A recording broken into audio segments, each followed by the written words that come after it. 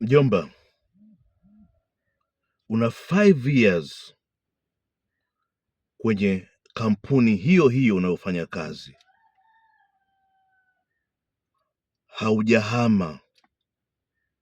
Do you think you will grow up professionally?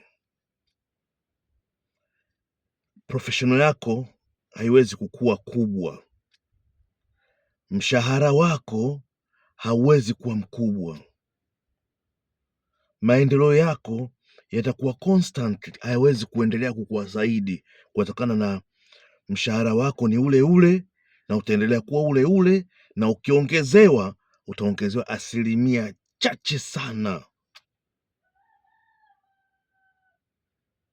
Mjomba, unapaswa mjomba, lazima utoke kwenda kuomba kazi sehemu nyingine ili upandishe mshahara wako.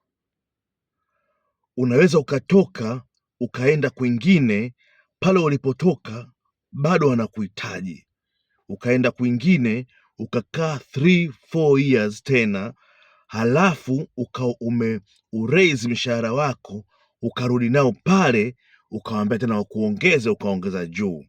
Kwani mjomba, haujawahi kuona the same department, for instance labda IT department or sales department, the job description the same but the salary are different? Kwa nini?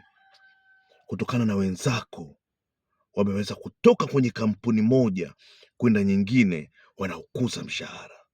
Hauwezi kugawa mshahara wako dabo au kaongezewa nusu ya mshahara wako ikiwa bado uko kwa mwajiri yule yule. Sijui umenielewa? Ukitoka pale ulipoajiriwa ukaenda pengine, kama scenario nilosema, ukakaa kule ukarudi na mshahara mpya, utakuta matatizo ya pale ulipoajiriwa yapo vile vile. Kama mshahara kuchelewa, basi ingine bado unachelewa. Kama kukua watu kwenda juu, bado kuko vile vile. It's very difficult for you to move, to go up, kwenda juu, ukatoka kwenye officer wa kawaida ukaja kuwa team leader, au ukaja kuwa a manager, au ukaja kuwa director wa kampuni, ukiwa umebaki pale pale. You have to move from the different company. Huko unapoenda unaweza kukuza title yako. Haya madini makali na uzoefu, nimeshapita kote huko. Ivan the Don, share na wengine, ni follow kama hujani follow. Usiwe mchoyo, na Mungu akubariki sana mjomba. Bye.